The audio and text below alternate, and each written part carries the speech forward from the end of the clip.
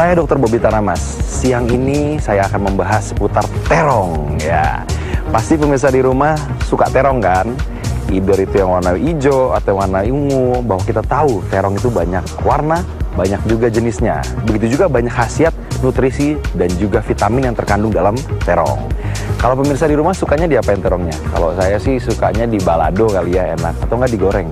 Tapi fakta atau mitos nggak sih kalau makan terong itu bikin lemes?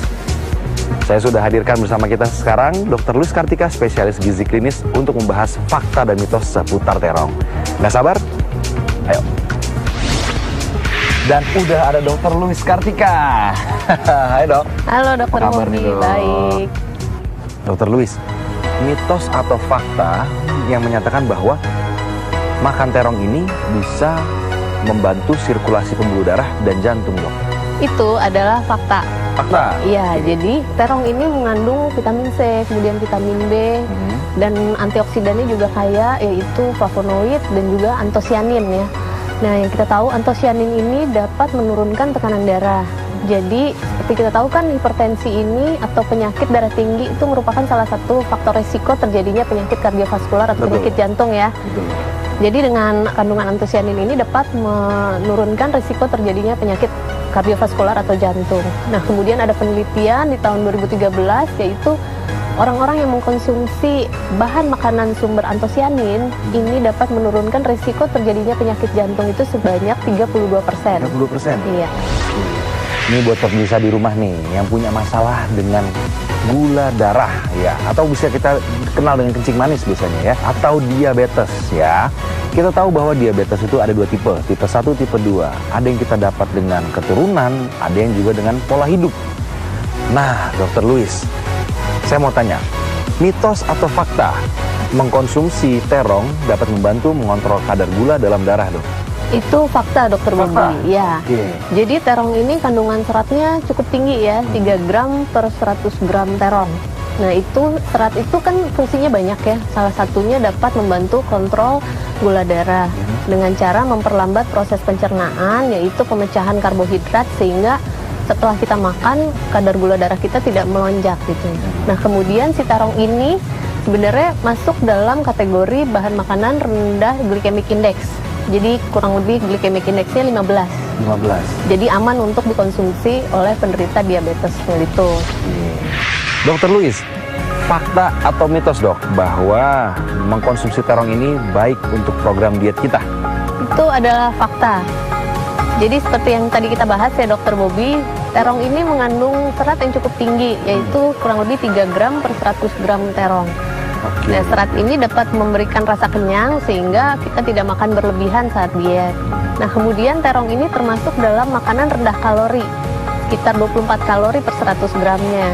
Jadi untuk diet pun bagus juga untuk mengurangi kalori yang masuk ke badan kita.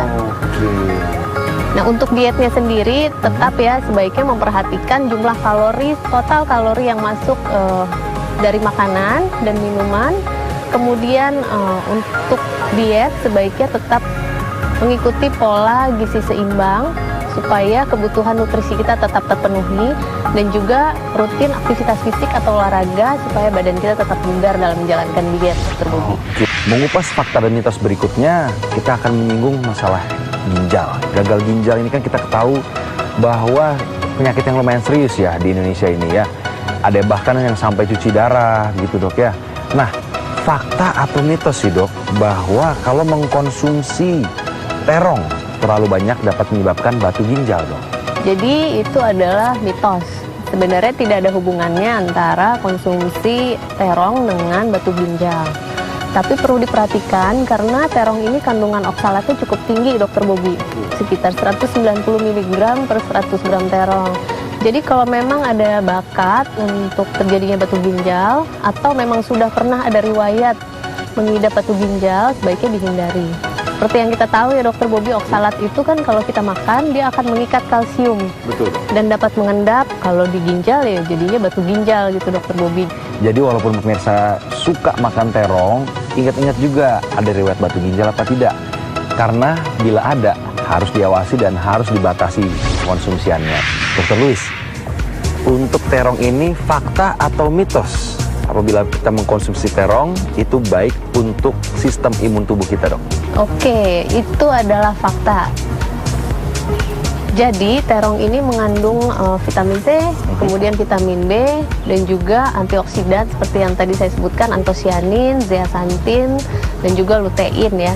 Itu semua baik untuk mendukung sistem imun tubuh kita, baik secara selular atau secara humoral. Jadi seperti vitamin C dan vitamin B itu dibutuhkan untuk integritas dari mukosa atau kulit, permukaan sel, dan juga untuk oxidative burst. Nah, kemudian zeaxanthin, antosianin itu penting juga untuk mencegah kerusakan sel tubuh kita. Dok, kalau boleh tahu, mungkin di jenis ini ada nggak sih, dok, yang lebih spesifik, dok, mana yang mengandung lebih banyak vitamin dibanding yang lain, dok? Oke, jadi kalau untuk vitamin C dan vitamin B secara keseluruhan terong itu mengandung ya. Tapi kalau untuk antioksidan yang tadi saya sebutkan, sebenarnya kalau untuk antosianin itu lebih ke yang ungu. Yang ungu ini, dok, ya? Iya, Yang benar. Nah, kalau yang hijau ini lebih ke lutein. Ini lebih ke lutein? Ya, tapi semua antioksidan itu memiliki fungsi dan juga manfaatnya sendiri-sendiri. Jadi sebaiknya memang kalau kita makan, terutama sayuran dan buah itu dari berbagai warna. Ada warna merah, warna orange, warna ungu, dan juga hijau. Dan satu lagi yang putih. Semuanya mengandung antioksidan yang berbeda-beda. Semakin banyak variasi antioksidannya, semakin baik untuk memenuhi kebutuhan kita untuk menangkal radikal bebas. Di dalam tubuh kita sebenarnya sudah terkandung sel-sel karsinogen atau sel kanker. Ya, tinggal bagaimana sel itu dapat bertumbuh dalam tubuh kita melalui dengan pola hidup yang tidak sehat ataupun makanan-makanan yang tidak sehat. Dr. Louis, fakta atau mitos kalau kita konsumsi terong ini dapat membantu mencegah pertumbuhan sel kanker dalam tubuh kita, dok? Oke, Dr. Bobby, itu adalah fakta. Fakta? Iya, jadi terong ini mengandung tadi antosianin dan kemudian zeaxanthin. Itu dapat mencegah kerusakan sel di awal dengan menangkal radikal bebas. Nah, kemudian dia juga ada glycoalkaloids, mempunyai sifat anti kanker. Dan juga antosianin tadi dapat mencegah angiogenesis atau pembentukan jaringan pembuluh darah yang memberi makan sel kanker tersebut atau sel tumor, gitu, Dr. Bobby. Untuk memastikan atau memaksimalkan terong ini dapat di tubuh kita dengan baik, gimana sih, dok, cara penyajiannya, dok? Oke, Dr. Bobby, jadi awalnya seperti pada umumnya ya, sayur sebaiknya kita cuci bersih dulu. Dicuci dulu, dok, ya? Ya, untuk menghindari paparan pestisida dan juga parasit-parasit misalnya seperti telur cacing dan parasit lainnya, supaya tidak termakan pada saat kita konsumsi. Nah, kemudian bisa diolah, tapi kan kalau di masyarakat nih banyak yang menggoreng ya, Dr. Bobby, ya. Sebaiknya kalau menggoreng itu dihindari. Oh, jadi jangan goreng dulu? Ya, bisa dikukus atau direbus, kemudian bisa dipanggang juga. Atau kalau mau ditumis juga bisa dengan sedikit minyak, seperti itu.